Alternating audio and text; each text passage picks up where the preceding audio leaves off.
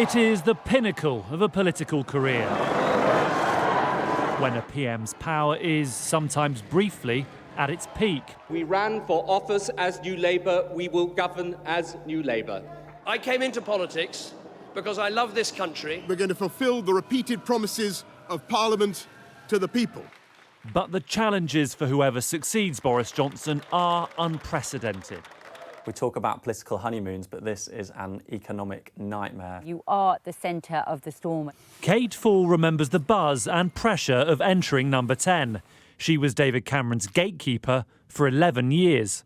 You might be woken in the night to make a decision on national security. You've got people coming in all the time saying, you know, here's a folder, you need to look at this right now and make a decision.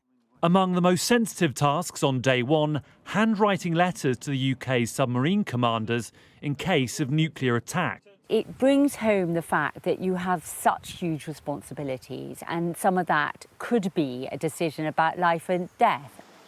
Gavin Barwell was Chief of Staff to Theresa May and argues the new PM's predecessor may also loom large. I think Boris is going to be difficult for whoever wins. If it begins to go badly for the new Prime Minister, there's going to be a sort of chorus of bring back Boris. I suspect he's going to go back to writing a newspaper column. And I can tell you from my own experience when I was Chief of Staff that those columns are always newsworthy.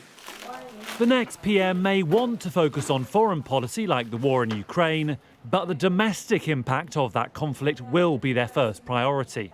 People are absolutely scared and very worried about what the next few months will bring. Things are difficult now. Money that people have now, they're using just to try and make ends meet. We should be honest about the scale of the cost to the government of intervening in a bold and radical way and in a way that is needed. Yes, they've spent tens of billions already, but the cost could get up to 100 billion. The next Prime Minister will enter this street and that door with inflation rising, GDP falling, the cost of living crisis growing. They'll inherit a divided party with no mandate from voters. Liz Truss or Rishi Sunak will then need to survive the most politically challenging of winters before pivoting to an election pitch.